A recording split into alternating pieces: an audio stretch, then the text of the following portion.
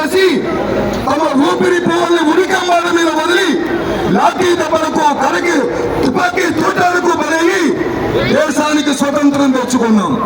ఎవరు చేశారు బలిదానాలు? ఎవరు ఉరికంబాలెక్కారు? ఎవరు తోటాలకు బలైపోయారు? 200 సంవత్సరాల పోరాటం తర్వాత స్వతంత్రం తెచ్చుకున్నటువంటి మనం ఇవాళ తృతీయ శ్రేణి పౌరులుగా జీవిస్తున్నాం. స్వతంత్రం కోసం సర్వం సమర్పణ చేసింది హిందువులు, పోరాడింది హిందువులు, సాధించుకున్నది హిందువులు, అనుభవిస్తున్నది మాత్రం హిందువులు కాదు. ఈ విషయాన్ని ప్రతి ఒక్కరూ గుర్తుంచుకోవాలి. ఇది గుర్తుంచుకొని నాడు మరొక బంగ్లాదేశ్ హిందువులే అవుతారు భారత హిందువులు. ఇది గుర్తుంచుకొని నాడు పాకిస్తాన్ హిందువులే అవుతారు భారత హిందువులు. ఇదే అనుక్షణం ప్రతి క్షణం నిరంతరం మన గుండెల్లో అగ్నిలా గ్రహిస్తూ ఉండాలి. దేనికోసం స్వతంత్రం తెచ్చుకున్నాం, దేనికోసం పోరాటాలు చేస్తాం, దేని నిలబెట్టుకోవాలని ఉర్రూతలుగాం. కానీ జరుగుతున్నది ఏమిటి? ఇవాళ ఈ దేశంలో ఉన్నటి ఒక అంగుళము కూడా విదేశాల చేతుల్లో ఉండకూడదు, విదేశీ ముష్కరుల చేతుల్లో ఉండకూడదని పోరాటం చేస్తాం. 1857 ప్రథమ స్వాతంత్ర సంగ్రామం నుంచి 1947 స్వతంత్రం వచ్చే వరకు 1,68,000 మంది బలిదానం చేస్తే ఈ దేశానికి స్వతంత్రం వచ్చింది. కేవలం రఘుపతి రాఘవరాజారాం అంటే రాలేదు. కానీ చరిత్రలో మనకు చెబుతున్నది ఎవరైతే బలిదానం చేశారో వాళ్ళ చరిత్ర మన పిల్లలకు తెలియదు. ఇవాళ టిప్పు సుల్తాన్ కావాలా, అక్బర్లు కావాలా, ఔరంగజేబులు కావాలా, ఛత్రపతి శివాజీ కావాలా, రాణా ప్రతాప్ కావాలా, వీర సావర్కర్ కావాలా, నేతాజీ సుభాష్ చంద్రబోస్ కావాలా? మన పిల్లలకి ఆదర్శం కావాల్సింది ఏది భావితరాలకు అందవలసినటువంటి ఆదర్శం, పౌరుషం, పరాక్రమం, శౌర్యం, విజిగీషు ప్రవృత్తి, చరిత్ర. దీన్ని మొక్కుడు పెడుతున్నారు, మాటలు పెడుతున్నారు, పిల్లలకు అందకుండా చేస్తున్నారు. ఇవాళ హిందూ సమాజం ఆలోచించాలి. 80 సంవత్సరాల స్వతంత్రం తర్వాత ఇవాళ మన భూమిని తుక్కుడే కేంద్ర మొక్కలు చేయడానికి సిద్ధంగా ఉంది. వేర్పాటువాదులు ఒకవైపు, ఉగ్రవాదులు ఒకవైపు, ప్రాంతం పేరుతో, భాష పేరుతో, వర్ణం పేరుతో, వర్గం పేరుతో, పార్టీల పేరుతో ఈ సమాజాన్ని విచ్చలవిడిగా మొక్కలు చేసి కేకుల్లో కోసుకు తింటామని సెంట్రల్ యూనివర్సిటీలో మేధావులైనటువంటి యువకులు చెబుతున్నారు. తుక్కుడే భారత్ కానీ దీనికోసం మనం స్వతంత్రం తెచ్చుకున్నది. ఒక ఆడదానికి అవమానం జరిగితే కురుక్షేత్ర యుద్ధం జరిగింది. ఒక ఆడదాని అపహరణ జరిగితే రామరావణ యుద్ధం జరిగింది. వేల మంది ఆడవాళ్ళు భారతదేశం నుంచి విదేశాలకు ఎగుమతి చేయబడుతున్నారు, కిడ్నాప్ చేయబడుతున్నారు, ప్రేమ పేరుతో లవ్ జిహాద్ బారిన పడుతున్నారు, ఫ్రిడ్జ్లో మొక్కలుగా తేలుతున్నారు. ఈ పరిస్థితి నుంచి మన మాతృమూర్తుల్ని కాపాడుకోవడం కోసం మనం స్వతంత్రం తెచ్చుకున్నాం. కానీ ఇలా పరాయి అర్పణ చేయడానిక, మన మాతృమూర్తుల గౌరవాన్ని మంట కలపడానిక స్వతంత్రం తెచ్చుకున్నది.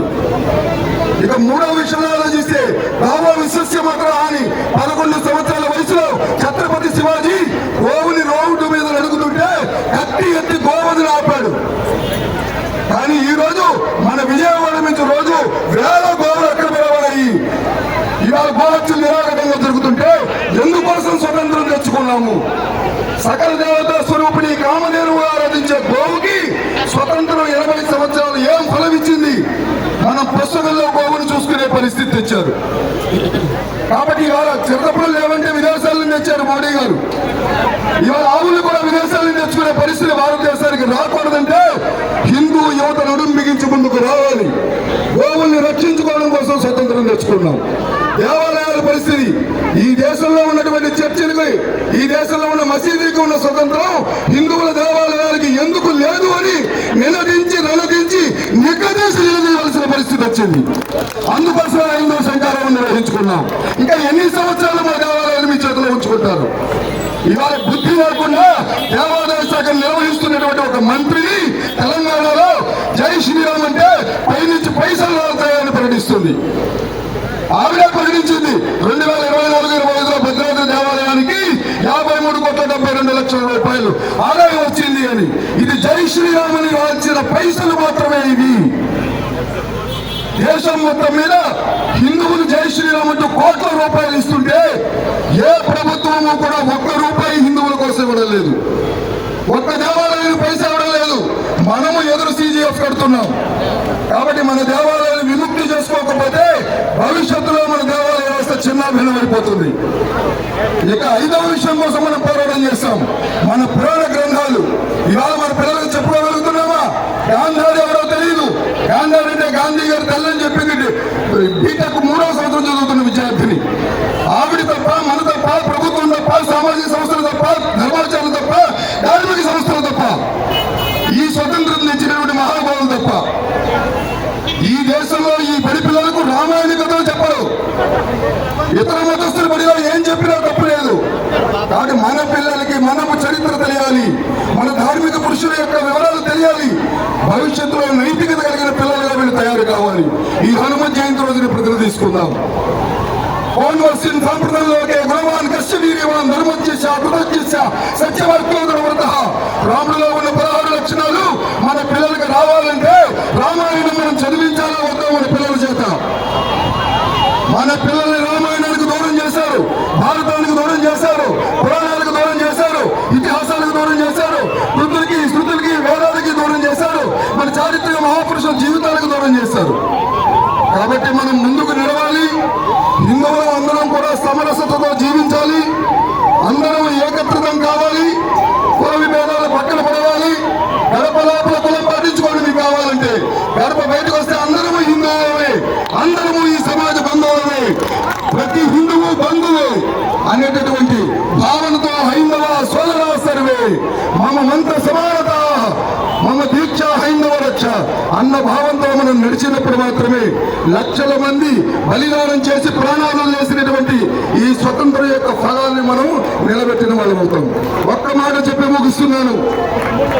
ప్రపంచ చరిత్రకారులు చెప్పిన మాట ఇక్కడ ఉన్న ఎవరూ మర్చిపోవద్దు. ఒక దేశం ఒకసారి స్వతంత్రాన్ని కోల్పోతే అది ఆ దేశం యొక్క గ్రహపాటు అనుకోమన్నారు. 600 సంవత్సరాలు స్వతంత్రాన్ని కోల్పోయాం. తిరిగి ఆ దేశం స్వతంత్రాన్ని పొంది మళ్ళీ 2వసారి కోల్పోతే ఆ దేశంలో ఉన్న ప్రజలు ఏదో పొరపాటు చేస్తున్నారని గ్రహించమన్నారు. మళ్ళీ క్రైస్తవులకు అప్పగించారు 200 సంవత్సరాలు బ్రిటిష్ వారి పేరుతో. 3వసారి మళ్ళీ ఈ దేశం స్వతంత్రాన్ని కోల్పోతే ఈ దేశంలో ఉన్న ప్రజలు దేశద్రోహులు అనమన్నారు. కాబట్టి ఇవాళ ఇటలీ చేతికి దేశం ఇస్తామా, పాకిస్తాన్ చేతికి దేశం ఇస్తామా, బంగ్లాదేశ్ చేతికి దేశం ఇస్తామా? కాబట్టి మన దేశాన్ని మనం నిర్భయంగా మనం పౌరుషంతో పరిపాలించుకోవాలంటే ముందు మనము దేశభక్తులుగా మనము నిరూపించుకోవాలి. మన ధర్మాన్ని రక్షించుకుంటేనే దేశం రక్షించబడుతుంది. ఇవాళ ఒకే మతం వాళ్ళు కొట్టుకు చేస్తున్నారు 3 సంవత్సరాల నుంచి. క్రైస్తవ దేశాలు మీ బాంబులు, ముస్లిం దేశాలు మీ బాంబులు. మనము వేసాం బాంబు. మన మగవాళ్ళు ఫ్యాంకులు విప్పి పహల్గాములో చూసి కాలిస్తే అరగంటలో లేపేస్తాం 12 శత్రు స్థావరాలు. ఈ దేశం జోలికి వస్తే ఇదం బ్రహ్మం ఇదం క్షాత్రం శాపాదపి శరాదపి మంచిగా చెబుతాం. బుద్ధుడు మావాడు అహింసా పరమో ధర్మ, గాంధీ మావాడు అహింసా పరమో ధర్మ, ఒక లంపకడితో లంప చూపిస్తాం. కానీ కృష్ణుడు మావాడు యుద్ధాయ సముపస్థిత, అవసరం వస్తే ధర్మం కోసం నిలబడే అర్జునుడు కండి, అమ్మవారిని రక్షించిన ఆంజనేయుడు కండి. అప్పుడు మాత్రమే ఈ దేశం ధర్మం రక్షించబడుతుంది. అటువంటి శక్తి మనకు హనుమంతుడి వాళ్ళని కోరుకుంటూ సెలవు తీసుకుంటా. జై శ్రీరామ్.